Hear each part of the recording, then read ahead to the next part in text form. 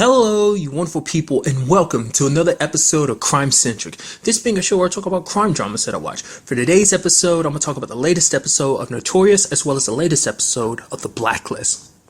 Starting off with Notorious, we ended up finding out who Sarah's killer is in this episode, which I'll end up saving that for later, because I got to go through everything that happened to kind of get to where we are. Like, the fact of the matter is, because this episode, like, Max ended up saying, like, oh, I'm not going after Jake, because, like, I'm trying to frame him up and trying to push hard on him, to get a reputation for himself, because that's what Julia's kind of thinking. It's like, oh, you're pushing all this stuff, you're pushing your own agenda because you're just trying to prove yourself. It's like, the fact that you take down, like, a lawyer like him, and it's like, oh, you kind of already guaranteed your name and stuff like that. So I was under that impression too, because it's like, oh, Max is going after Jake hard. It's like, oh man, he's so caught up on it. But it's like, legitimately, he was doing his job, because he truly did believe that Jake was guilty. The only person that really wasn't believing that was Julia. I mean, throughout this episode, she's the only person that didn't doubt him, because there even a point when Luis and Megan find out, it's like, wait, Jake is staying at your place? She's like, yeah. They're like, shouldn't you're part of the news, you should be a little impartial. But she's like, no, Jake's my good friend. I'm not going to abandon his time in need. I strongly believe he's innocent, and I need your support on this. It never came to anything where it's kind of like, oh, I had a big difference of opinion in that whole situation, but see, it would have been interesting if that came about. But you see Julia kind of taking her stand in that, because you had Max kind of bringing on that psychiatrist to kind of break down psychologically what kind of person Sarah was. And basically she kind of had like a little bit of a multiple personality type of thing. Like, she was all smiles and seemed happy and fun and go lucky type of person, but really that was just kind of hiding all the stuff that was underneath, and that she attracts a certain type of personality. And it's like, oh, Jake kind of fixed that personality. But it's like, did you ever meet, Luis? Julia tells Luis to ask the question, like, well, did you ever meet Jake? And he's like, well, no. And he's like, well, doesn't the things that you just said can also describe Oscar as well? So it's kind of like throwing a boat, being like, hey, I mean, it's like you're saying this all fits on Jake's part, but you could also argue the same thing for Oscar, still saying like he's a possible suspect. Which I love the fact is when he did that conference, when he got out, he's like, yeah, I'm glad I was cleared. And to Jake Gregorian, there's a special place in hell for people like you. I'm like, oh, shut up, you piece of crap. It's like, dude, you like part, because I didn't know how to interpret, because obviously later on, stuff in the episode makes you go like it makes you look back at that moment and even more disgusted by it. But especially when it came to Alan, because that piece of crap too. But like, get to everything in due time. I love the fact is that you saw, like, things could have turned out a lot worse than they did for Jake. I mean, throughout the episode, Jake, being in the situation is, a person's liable to get emotional, kind of do some crazy things. Luckily, Bradley was there to kind of calm him down, like, yo, bro, I got your back. Now I need you to calm your tits. Get out of here. Now let me do our job. Do it like you would. I'm gonna get you out of this. We're not just me. We are gonna get you out of this. Teaming up with Ella. Even now, I'm just saying, like, they kept him from doing things stupid. Specifically Bradley, because, under circumstances like this in TV shows and stuff, like, you expect the person that's like, oh, I got to go out and prove my innocence. What she did, but it's like, he didn't go off do anything extremely stupid on his own. I mean, because he ended up getting Ella and Bradley's blessing when he ended up taking off the tracking anklet. And I love the fact is that it was Bradley and Ella in the car. Was not expecting Ella to come out the back seat. I was like, okay. I was like, who did he call to? I was like, oh, did he call in a favor? It's like, who did he ask to do that? I was like, there's no way it was Bradley. I was like, oh, he did call Bradley, and he got Ella to do it too. I thought that was kind of interesting. I'm surprised Ryan didn't have anything to say about that. I guess it was just no time to really include that, but it would have been nice to include like a scene of, Ryan and Ella talking later on and be like, man, you're kind of a rebel. It'd be kind of interesting that they reference that next episode. It's like, yeah, almost getting arrested like that. You're pretty much a badass, aren't you? So, because, that is kind of their relationship. It's just like illegal thing after illegal thing. It's like, what illegal thing are we going to get into next? It's like, I can kind of picture him being like, well, you did something illegal last time. So, all right, I guess the ball's in my corner to do something illegal now too. Because I was wondering throughout this episode, though, like, how this would affect Julia and Max going forward. I was like, oh, I mean, you find out that Max is trying to put the screws to, like, your best friend or good friend, so it's kind of like, oh, man, what's that going to mean for your relationship? But now I'm looking at, as the episode progresses, like, oh, he legitimately just thought that Jake was guilty. He was just following the evidence. I mean, everything did point to Jake. And it's not one of those circumstances where it's like, oh, look at all this evidence. It's like, no, just stuff compiled upon compiled things. And it's just, I mean, So it's not like he was doing, like he legitimately was just trying to do his job. And I did like the whole twist that Zoe was still alive. I picked that up the moment I saw the little girl. I was like, I'm surprised Jake didn't say anything. But the moment I saw her, I was like, wait, is it? She's alive. It's like, yep. Because I was wondering. It's like that's kind of like an off thing. It's like, oh, the child died. I was like, I thought that was going to mean something because even Jake brought it up because I brought it up last episode. It's like the way Jake was acting is like because part of him thought maybe the child was his. So I'm guessing Jake's actually a little younger than what he. I mean, what's the age difference between him and Sarah in that case? Because it was like because the way they made it seem like the baby was from when she was 17. So I was thinking that was kind of like. It making it seem like obviously her and Jake weren't dating at the time. I mean maybe in his mind it was like it could have been more recent and maybe Alan got the dates wrong. Maybe like the child was something else entirely. Maybe it's like this is a baby she had later on or something like that could be his. But I brought that up as being a possibility as why he was kind of sad and broken and everything. Besides it being a possibility of something else of Sarah living on, it wasn't his. And that it wasn't his because it happened when she was 17. But then he kind of brought it up this episode when he had Julia look into it, sadly to find out that she's not his kid. It really sucks because it's just like because you end up finding out so much this episode. You just have to process it all. For one, the fact is that Alan had a gambling debt that Sarah was paying off. And then there's the 100,000 she deposited in this guy's bank account. That's the guy that basically Sarah they adopted Sarah. It's like the whole thing about Alan saying she was adopted Zoe. I'm sorry, and Alan said that the child was dead. Now, part of me is originally I was thinking like, so Alan was informed, like Sarah told him the baby was dead, but it's like no, he knew the baby was still alive the entire time. He was basically blackmailing her because you sadly end up finding out he raped her. It's like, you piece of filth. Like, he did that to his own sister. And it's not just, like, he hurt her. Like, I think they said she had a broken arm, maybe a broken rib, too, like, way back then. So that's why she kind of did that. Like, she probably told everyone else that the baby was dead just so no one would ask any questions. That no one would look any further into it. But it's like, she was... That just sucks, dude. And especially because it's like, he's been like, who killed my sister? It's like, you're a freaking, it makes, like, if you were to rewatch these past episodes, you'd be like, man, it's like, I know what kind of monster you are up here parading, like, how sad you are that your sister's gone. You had a part to play in it, you bastard. It's like, you suck as a human being. Like, seriously, dude. Like, part of me wanted at some point Jake to beat the crap out of it, especially because early in the episode, when the gambling debts came up and Jake was confronting him, and he's like, don't try to turn this on me. My sister's dead because of you. Yeah, the cops arrested you and everything, and I agree with them, and you walked away. And then part of me was kind of suspicious, like, okay, there's something more to here, isn't it? And it turns out that ended up being the case. Especially when you find out, like, he's got apparently, it wasn't just a simple murder. It was also because Oscar was involved, too. Which, granted, they couldn't prove it. They didn't have any evidence to kind of prove it because he was covering his tracks very well. But it just kind of shows you how much of a despicable bastard he is. I kind of threw that as a possibility, like Oscar really was guilty the entire time. And it seems like he was. Essentially, because Sarah stopped paying for, like, all that stuff because she was trying to get away from him. She's like, stay away from Brian, her daughter's her daughter Zoe's adopted parents. It's like, stay away from them.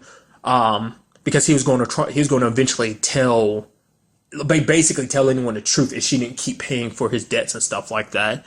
Just once again, just showing you how much of a garbage person he is. But then on top of that, he ended up going to Oscar and telling him, it's not even about the baby situation, not even about the cheating situation. It's just the fact is that Sarah was going to leave. And I guess Oscar being the very possessive person he was, is like, no, you don't leave me. I mean, granted, we already see what kind of person he was. The fact is that he beat her before.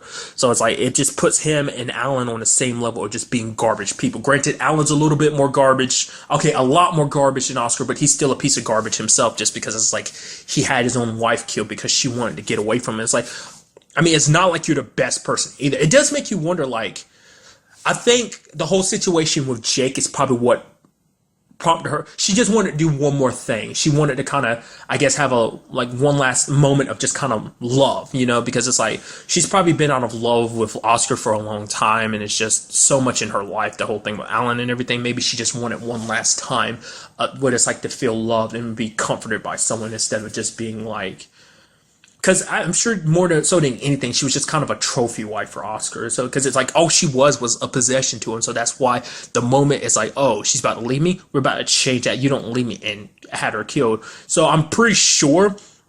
I mean, Alan probably played a part in setting this whole thing up, but I'm pretty sure Oscar probably like helped set everything in motion. So it's like the entire time you're pleading your innocence, you're having Jake work with you and everything. It's like you're also framing him, or was that probably all Alan's doing? Because it's not like Oscar would have had an opportunity because he was locked up like so much in time, so much scrutiny was put on him, so he wouldn't have had an opportunity to do it. So I'm guessing it was Alan just because he just kind of popped it. I was wondering what they were going to do with him. It's just kind of like, a brother there just grieving for his sister, just popping in every once in a while, but it's like they were singing him out to be revealed as a killer. So, like I said, the whole situation with Oscar is very interesting because it's like they obviously, you know, Jake kind of threw some drugs on, like, you know, drugs that they originally took from his car back in what was it, like episode 1? Was it? Yeah, episode 1, I think, and then basically putting that back in his car or whatever, so he gets busted again, and give him a little more time to kind of find some evidence against him. So maybe, just maybe, this whole Sarah situation isn't 100% dealt with, because it's like, yo, you know, we got to find some evidence to prove that Oscar did do it. I mean, Alan's not talking, but I mean, I guess he feels like if he keeps quiet, I guess he feels like he could be compensated by Oscar secretly, like some off the books payments and stuff like that. So just a crazy ass episode. And like I said, it does seem like things between Julia and Max might continue. I mean, I'm curious to see what they do with that relationship, whether it's going to I get the feeling with doing what they do, it's going to eventually pop up again. It's popped up a little bit so far, but I feel like it's definitely going to pop up more in the future, of like, you know, contradictions between their personal lives and their professional lives. Just they're probably not always going to see eye to eye on certain situations. This episode being one where it's like, you know, Julia's like, yo, I'm not going to like work with you if you're going to basically try to screw my friend over, because I know he's innocent and everything. So, you know, but the end of this episode did seem like it's like, hey, we're setting up a new thing. I don't know whether, like, I'm curious to see if like this whole Sarah situation continues to be the big overall case the entire season, or because, you know, it's like, oh, Julia, I know I'm not the first person you want to talk to. Some lady called Julia, and it's like, oh, do you know, are you still friends with Jake? And there's a guy murdered in her pool or whatever. So is this going to be like the new Sarah case, or the fact is that Sarah's case is still going to be overarching, and this is just going to be like one of those, oh, next episode case? Like, the fact is they left off on it makes me think it's not going to be like that. It seems like this might be like a new case to kind of replace the Sarah case. Maybe Sarah's case kind of takes a little bit of a back burner, kind of steps back as being like a secondary story rather than being the main story. I mean, we'll just have to wait till the next episode to see. But overall, very good episode. Love the plot twists and turns. That was so good. I'm glad to see just everything worked out in the end. I mean, especially because things could have especially went wrong because, you know, Bradley put up his own retirement fund as well as the firm as bail for Jake. So I didn't even love that at the beginning. The judge was like, Miss George, none of this stuff is on a record. She's like, no, sir, no, madam, it's just, Your Honor, I'm just here as a concerned citizen here, as a friend to Jay, which is kind of like, it showed you how much of her how her reputation proceeded. Even the judge is like, hey, none of this better be on LHL. Trust me, it better not be. And she's like, okay, it won't be. So that was kind of interesting to kind of see just how far like her name goes. It's like, yeah, she might just be a producer, but everyone knows like exactly what she does, like how she's the one that kind of brings stuff to light, how she pushes the story. So still, like I said, very amazing episode. Can't wait to see what transpires next episode, where the plot decides to take us. Like I said, the whole Sarah story or this new case or whatever. So, and now moving on to this week's episode of The Blacklist. So many twists and turns, being a situation where it's like, oh yeah, we're after this certain blacklister named the coroner. It's like, oh, he gives new identities to people and everything. And I saw that whole situation at the beginning. I'm like, all right, that's the coroner and whatnot. And then she meets the person. I was like, okay, is this guy like the handler or something? Because, you know, Navabi went undercover and everything. It's like, oh no, he's not actually the coroner. Well, he is the coroner, but the people we saw at the beginning weren't the coroner. So basically the entire thing was a setup by Reddington to be like, okay, I needed your help to find the coroner. It's like, you get to keep him and everything, but I need a name from him. Some name, specifically this lady named Sonia Bloom, who went under the name alias Dr. Adrian Shaw.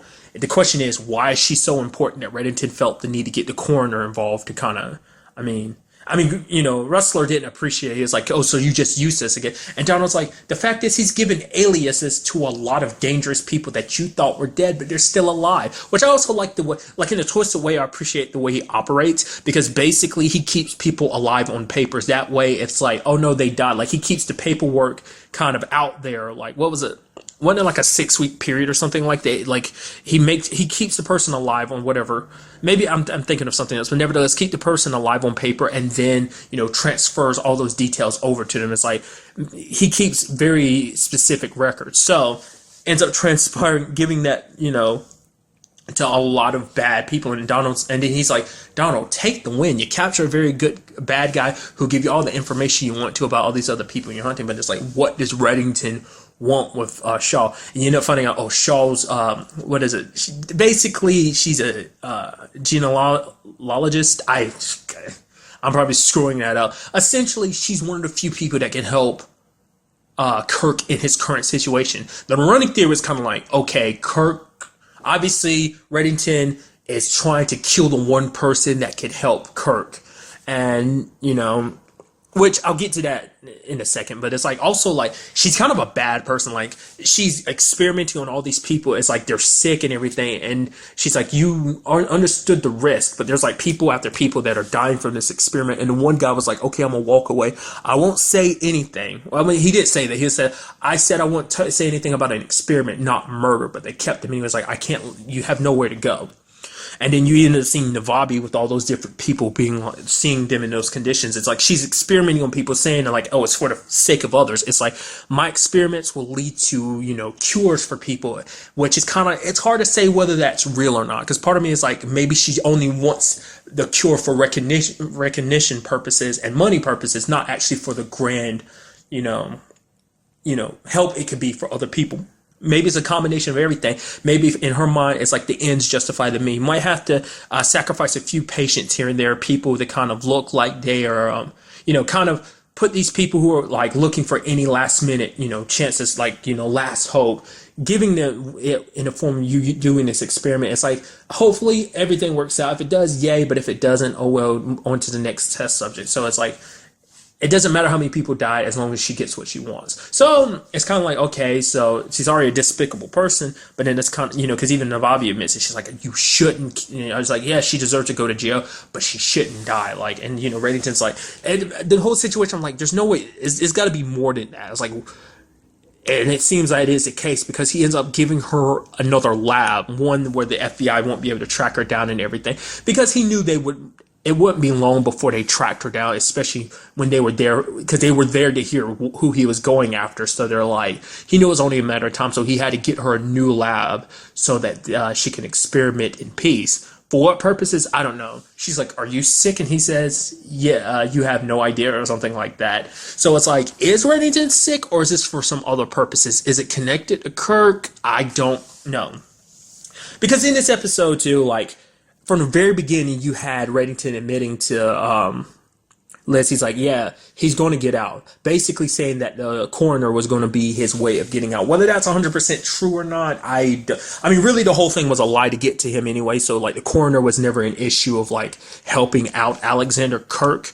I mean, maybe he could have potentially been a means, but more likely than anything, it was 100% a lie. So, I mean, it never tied back into Kirk. So, but it's like, and he admitted, he's like, you're going to be the reason, like, the only way he's going to be able to escape is because of you. It's like, oh, you're saying I'm going to help him escape. It's like, yeah, because you're very compassionate and you think he's your dad. So obviously you are going to want to help him. That sympathy is going to get to you.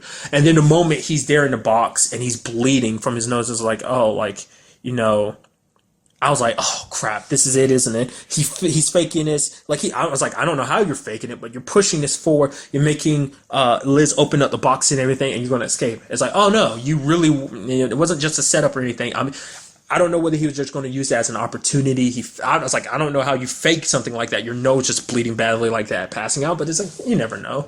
But he's in the hospital. It's like his condition's getting worse. So Liz is like, you know what? I should save him. I'm the only person that can. Tom is like, no, the bastard kidnapped our daughter. Screw him. You know, it's like you don't need. He's not your father. It's like yes, he's could biologically be your dad, but that still doesn't change the fact is he wasn't there in your life. He doesn't affect you. He's your past. And she's like, oh, what if the fact is you met your dad? Would you really walk away? He's like, yeah, I would. She's like, I don't believe you. Which she's like, yeah. He brings up the whole Susan Hargrave situation, which I completely remembered that wrong because I thought it was like, oh, I was like, he knows that Susan's his dad. I mean, that Susan's his mom. And I was like, oh, right. He knows, but the point was for her to not to know. So, you know, he secretly probably learned a little bit more about himself, probably asking questions. We really didn't get to see that much, but I'm sure that was kind of the case. So, and this whole situation, it did kind of get me thinking. I was like, oh, does this mean we will kind of see Susan pop up in this season? Because maybe this whole situation with Kirk, it does seem like it's kind of making him think more about his own family. So it's making him think kind of like maybe we'll see him maybe admitting it to Susan who he really is, which like Reddington was like, under no circumstances must she know that you're her son and that you're alive and everything. Because it's like she spent all these years thinking that he was dead. So it's like, why? I guess it's because finding out who he really is will make her more dangerous in some regards. That Reddington never really went over. He was just like, do not tell her you're her son. She must never know the truth. So, but I'm very curious because you know that's got to pop up. It's like they went through the trouble of letting us learn that last season. So it's like obviously that story element is going to pop up. Granted, the thing is, the actress playing her is Famke Janssen, and I don't know if she's working on any project. I feel like she's a big enough celebrity where it's like, the thing is, I don't know how often you'd be able to get her. I mean, who's to say that, you know, like I said, it comes down to what other stuff she's working on. If it was a different actress, I feel like you can pop them up anywhere. But it's like, you know, certain actors and actresses, it's like, you know, that person's going to be hard to kind of get a hold of. So it's kind of like, because basically, Tom is like, yo, Susan is my past, just like Kirk is your past. It doesn't change who you are. You're the person you are now just because you kind of became that person on your own, not because of their, like, Kirk's influence. So you should just let him go. We are the future. Just let them stay in the past. But Liz, you know, thanks to Harold, because Harold put it in perspective for us. Like, it doesn't matter what I think, Reddington thinks, or even Tom thinks. What it matters is what you think, what you want to do. And it's because she thinks he's her dad. It's like, no matter, even if he wasn't there in her life, it's like, she would never forgive herself if she lets him die. Like, because Harold's like, we won't, like, no one would blame you if you decided to kind of walk away. But she's like, I would. You know, she'd look back on it, especially because he's the last key to finding out her past.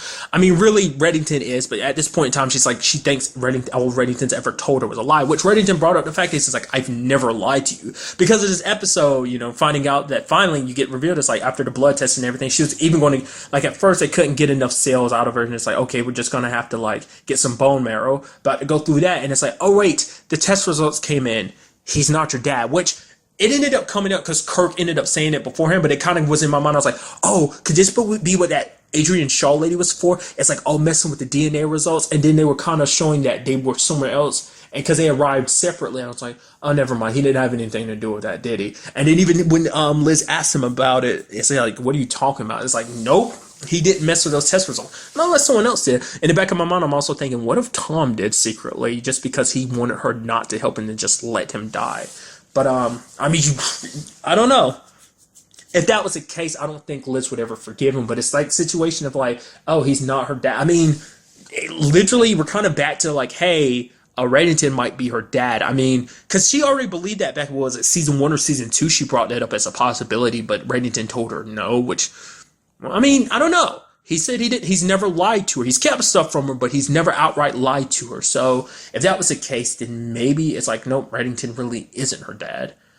He's just a guy that was in love with her mom. So maybe she really did kill her dad, that memory she has. Like I say, I keep bringing it up. How can you fake a memory of something you remember? I guess maybe you could say subconsciously her mind created the memory because of like believing that's what Reddington told her. But it's like, no, it's like you shot your dad in the back. So your real dad is probably dead, maybe. But Kirk is under the impression that, you know, that because, you know, Liz could be from a relationship before she met Kirk, before she even met Reddington. Maybe it's a situation where there was another lover involved. And it's like, maybe this is actually like a square situation and not just a love triangle situation. Who knows? But it's like now that she does know the truth, that like had the test ran twice too, it's like, how does that, it makes you wonder, how does that make her feel? Like, you went through so much trying to save a man that's not even your dad. Because out of, just as much as he wanted to believe it, she wanted to believe it too, because she believed, he had answers to everything. And especially because it's like, yo, he knows mom so well, he knows so much about me. Like I said, he really probably was like, Liz's mom's husband at one point in time, but he just wasn't your dad. So that's how he could easily know the past, because he probably was under the impression he was her father. Like, he strongly believed it. That's why at the end of the episode, he's like, oh, I'm denying it. This is bullcrap. This is bullcrap. Obviously, this is a setup. Renton's behind it. I'll get you back, Marsha. I will have you. So it's kind of like, ooh. And you kind of see, because more so than anything, he's always been kind of a little calm, cool, and collected. I mean, granted, he is dying and everything, so I'm sure that doesn't kind of aggravates the situation a little bit more. But more so than anything, it shows you, to me, kind of look at it as more like, hey, she's more of a possession, kind of tying in with what I kind of said about Notorious a little bit there. But I feel like maybe that's what it legitimately is about. It's like, he doesn't have his wife anymore. Only thing he has left is Marsha. So it's like, something that is mine belongs to me. I won't let someone, especially not Reddington, after he tried to take the woman I love away from me. It's like, no way in hell am I going to let him take my daughter from me. Or, the last piece of my wife away from me, so, I don't know, that might be a reason why he won't let go. Surprisingly enough, he ended up finding out that apparently that woman that works with him is his lover, because she kissed him on the lips and everything. I was like, oh, I was like, for me, for a second, I was like, wait, this ain't, don't tell me it's kind of like, because at first I was like, okay, obviously you're employee and employer type of situation. I was like, okay. And then I was like, oh, getting close and everything. I was like, oh, is it going to turn out? She's like, okay, I can't help the fact is that I don't like Liz, because, it's like everything was going well for their operations and stuff. Everything was going good until she popped up and she kind of basically ruined everything. I was like, oh, so is it going to be type of like, oh, like technically she's almost like a sister. So it's kind of like, oh yeah, you hate, and then she kissed him. I was like, oh, you're the lover. And it's like, oh, your guy is kind of wasting all his time tracking down a woman that you really don't care about because she's his daughter, possibly. So it's just an interesting development, just all around. It's like, what is Reddington doing with that Dr. Shaw, Sonia Bloom? Is like, what is her real purpose? So I know I was scared for a second about Navabi, like the whole situation when that guy came out with it. And I was like, oh, please, come on, wrestler, get to it. Oh, thank goodness. I was like, don't, because something's going to happen to Samara. I don't want it to, but it will. Why? Because she and Iran are together. It's like the moment people get happy, shows tend to tear that happiness apart pretty soon afterwards. So I was like, oh, please. Oh, thank God you got to it in time. So I literally got scared and tensed up for him. I was like, so there's that. And then it's like, the fact is we have Kirk amassing his group. I knew something was suspicious about that bus accident. I was like, the timing's too perfect. And it turns out you get some of the people who are kind of victims from it, just showing the fact is they're not hurt at all. Like, one guy had like an arm, like not necessarily a cast, but something to kind of hold his arm in. He removes it. I was like, oh, there it is. Because Reddington is like, the fact is, this is where Kirk is most dangerous, because now he knows that you're not his daughter. What this means is you might get caught up in the crossfire. I mean, he's still under the impression that Liz is his daughter, so he won't let anything happen. But who's to say his lady, won't have second guesses about it, being like, she's not your daughter. The blood test says, and everything. I'm just curious to see where everything goes down. She's in the hospital, locked in the hospital with a lot of dangerous people under his payroll. Luckily, Tom's there too, so hopefully she's able to get a message to Harold in time to kind of mitigate that situation, like help with that. But it's going to be a wild episode next week. And also, side note, probably hands down the funniest moment of the episode is when you have Reddington looking through that book, and he's just trying to like pick. It's kind of like almost like a Find Waldo book, but it's like certain objects and stuff. It's like, oh yeah, and here's the banana. He's like, last one. He's like, don't help, and they're being called up, and Dim is like, come on, and he just sits back down, points to it, and then Reddington. So he said, what? Oh, come on. Why'd you have to do that? Spoil sport. And because for one, I love being able to see Dembe in a different light, because there are a few times throughout the series you get to see like a more fun Dembe. Like, it's like, more often than not, you see a very stoic and serious Dembe, but there are occasions where you get to see Dembe have a little bit more fun. You see that relationship between him and Reddington not just being like an employer and employee relationship, being like, Dembe's like a son to him. So it's nice when you get to see that, just see that more elaborated. Just even, in even the small moments like that, it's just because, like, hands down, like, that's what I love about Reddington's character too. Just like the humorous nature that James Spader brings to the character. It's just like he's so good at it. It's just like, it's probably like my, hands down, I'd go as far as saying Reddington is one of my favorite, like, TV characters, just in general. I mean, I guess you could go as far as saying bad guy. I like to label him as an anti-hero. So I'll probably say TV wise, I mean, granted, there's a lot of other anti-heroes that I like for other particularly. I'll just say, like, he's one of my favorites. I won't label him as my favorite. He's just definitely one of my favorites. So I just kind of want to attack that on at the end. So. But really, that's all I wanted to talk about in this episode. To the next time we meet, be happy, be safe, live life to the fullest and enjoy it. Good day and goodbye.